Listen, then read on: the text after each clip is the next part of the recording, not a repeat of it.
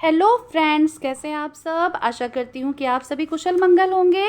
तो फ्रेंड्स, आज की इस वीडियो में हम सभी संवाद लेखन के बारे में जानेंगे। तो सबसे पहले हमें जानना होगा कि हमें संवाद लेखन कैसे करना चाहिए।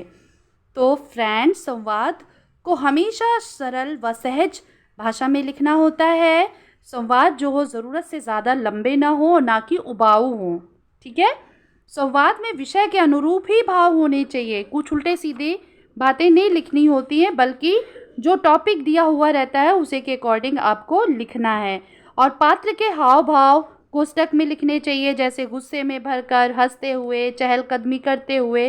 संवाद में दी गई शब्द सीमा का भी ध्यान रखना चाहिए।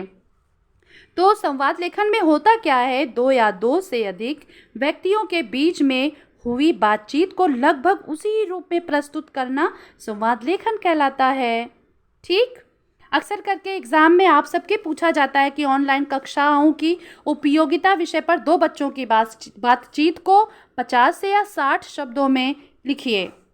ठीक। अक्सर करके ऐसा भी क्वेश्चन पूछ लेते हैं कि प्रतियोगिता जीत कर लौटे एक विद्यार्थी तथा उसकी मम्मी के बीच हुई बातचीत को 50 से 60 शब्दों में लिखिए। तो आज हम सभी थोड़ा सा अलग टॉपिक है हमारा, बढ़ती महंगाई को लेकर दो महिलाओं की बातचीत। तो देखिए यहाँ पे कौन है, सरला है और कमला है।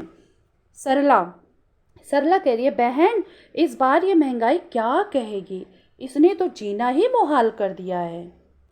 कमला ने कहा समर्थन देते हुए कि हाँ हाँ बहन, आप बिल्कुल ठीक कह रही हैं, सही कह रही हो।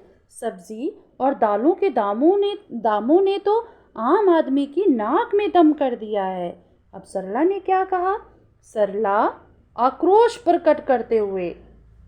ने आक्रोश प्रकट करते हुए कहा, कोई दुख भी हो, कभी प्याज 100 रुपए किलो बिक रही है तो कभी अरहर की दाल आसमान छू गई है। ठीक, देखो गुस्से में बोला उसने। अब सरला क्या कह रही है, यह महंगाई एकदम कैसे बढ़ जाती है, मेरी तो समझ ही में नहीं आता।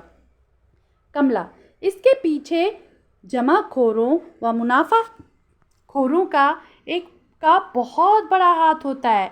वे सामान को बाजार में ना उतार कर उसकी कमी पैदा कर देते हैं, जिससे दाम बढ़ जाते हैं। और दाम बढ़ जाने पर वे अपने गोदाम से वस्तुएं निकालकर बाजार में महंगे दामों पर बेचते हैं। बिल्कुल सही कहा कमला ने। अब सरला ने क्या जवाब दिया, सही कह रही हो बहन, किंतु पहले तो मैं यही सोचती थी कि ये महंगाई सरकार बढ़ाती है।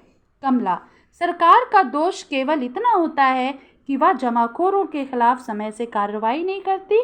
अगर सरकार चुस्त दुरुस्त रहे तो जमाखोरों को छठी का दूध याद दिला देगी। सरला, काश सरकार अपनी जिम्मेदारी को सही तरह से निभाती रहे तो महंगाई की समस्या से जीना मुहाल ना होगा। तो देखिए कितने अच्छे से सरला और कमला ने महंगाई के ऊपर बातचीत की। तो सेम इसी तरह से आपको बोर्ड के एग्ज़ाम में लिखना होता है और ये 4 से 5 नंबर का होता है। तो फ्रेंड्स, आप बहुत ध्यान से इस वीडियो को देखेंगे, समझेंगे कि हमें संवाद लेखन कैसे करना चाहिए। तो आशा करती हूँ कि आपको ये वीडियो बहुत अच्छी लगी हो। तो प्लीज़ लाइक, सब्सक्राइब, शेयर करना ना भूलें। धन्यवाद।